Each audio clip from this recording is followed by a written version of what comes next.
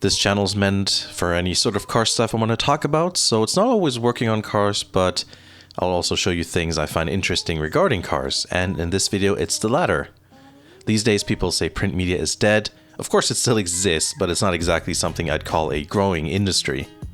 Japan is quite interesting in that regard. Despite their high-tech reputation, Japan doesn't rely on the internet quite as much as perhaps we do.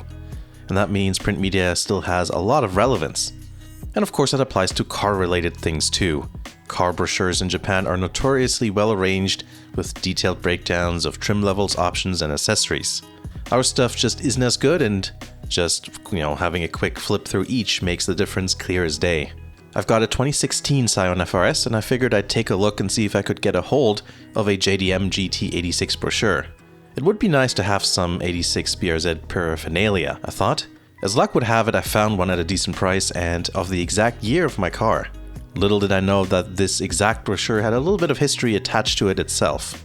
In fact, I managed to find out which exact dealership that brochure originally came from, but we'll get to that a little bit later. So here it is. In fact, there's a few brochures here, but we'll get to those. Let's look at the Japanese one first. A bit of marketing stuff in the beginning there, decent pictures. As we go further in, things get more interesting. Technical specs and pictures start appearing until we eventually get to the trim levels page. Now this is where all the cool stuff is. Apparently there's 4 trim levels in Japan. RC is the cheapest, which is meant for tuners and race teams. I guess RC means race car maybe? That one just has, no pedal garnishes and no AC and that kind of stuff.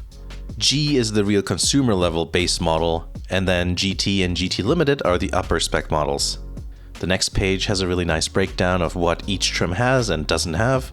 There's differences in pedals, AC controls, keyless systems, lights, rims, interior trimmings, and so on and so forth. And actually, as far as I know, there's also a difference between the rear brake sizes. The 16-inch rims have smaller disc brakes in the back, and then the 17-inch rims have bigger ones. And that's what the North American market models got, the bigger ones, because we got the 17-inch rims. This is the sort of stuff we don't get with our brochures here, and this is why this stuff is so fun to collect. There's some tables at the end there that has some more details and more specs. You can even see body kit or lip kit type things you can get for the car on the later pages. The problem with Western brochures is that they rely a bit more on vagueness to make each car appear nicer than it really is. They usually only show pictures of the higher trim levels. Only on the website, when you go to the car building tool or the dealership, do you find out how not leathery the base trims are inside, or how much uglier the hubcaps look compared to the alloys in the brochure. Another thing is that in North America, buyers tend to buy what's on the lot, which personally I don't really understand the logic of.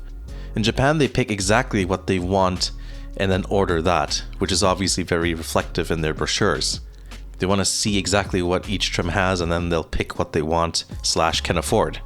Of course, it's a bit unfair to compare this Japanese brochure to the Canadian brochure of the Scion FRS because Scions didn't have trim levels, and higher trims usually were only available on special editions, like, the release series thing that they did. But even with other brochures of, other cars, you don't really get a good visual overview of how different each trim is equipped. You have to just look at the spreadsheet and do some research online, and then you realize that US and Canadian models are equipped differently, and sometimes they don't even follow the same naming convention with trim levels, not to mention some cars just have different names.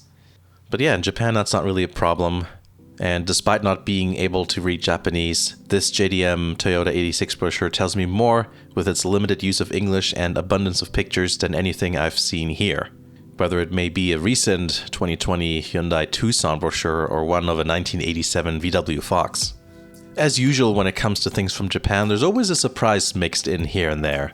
And with this brochure there is one as well. As you can see, it says Nets the Creative, which is of course very good English. I'm not an expert, but I do know that Toyota has a somewhat bewildering dealer network with different dealers only selling certain Toyota vehicles. Only in May 2020 did they start offering every car at every dealer, so obviously a recent and major change there. There's Toyota stores, Toyota Corolla stores, Toyo Pet stores, and of course this one we have here, Nets. If you check the Wikipedia page for Toyota Dealerships Japan, it gives you a breakdown of which models are and where available at what dealers. It's pretty interesting. Surely it's not complete, but it makes you think. Interestingly, it states that AE86 11s were only available at the Toyota Corolla store, while the Tyrannos could only be bought at Nets. Apparently the 86 was available in all stores. That's the new one I'm talking about now. So I do wonder if each dealer had their own brochure too. Like, is there a Toyo Pet branded one? I don't know. But anyways, I found out which Nets dealership this brochure was originally in. Turns out it was in Tokai, which is in Aichi Prefecture. So that's the same prefecture as Toyota City, so a decently important area for Toyota. There's a sticker on the back with the address, telephone number, website, and it even has a little map. Going to the website confirms that this is the correct place, as it has the correct address and phone number listed. There's even pictures of what the place looks like inside. So yeah, my brochure was in there somewhere. If you look at the brochure itself, it's actually not in great shape. There's some little nicks on the surface and you can see it's quite scratched up, like it's been dragged on the surface a lot. So I wonder if this brochure was maybe reading material in a waiting room at the dealer or something. It does look like it went through many hands since 2016. I just think it's funny how I now know which exact dealer this brochure came from, what it looks like from the outside on Street View, and the dealer side even shows pictures from the inside, like even the bathroom and stuff. I'm planning on getting a few more brochures in the future, Japanese brochures of course, of some past cars that I or family members have had.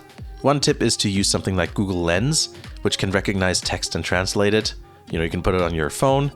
Even if the translation is wonky, it still helps a lot when you're trying to figure out what it says, and it makes it makes looking through the brochure quite enjoyable. Anyway, that's that. I hope you found this little video fun. I like this sort of stuff and, how it's related to Japanese car culture or just, Japan in general. So I think brochures are a cool way to, and especially an inexpensive way to kind of get a bit of a connection to, that country and the cars and all that. So thanks for watching, and I'll see you again in the next video.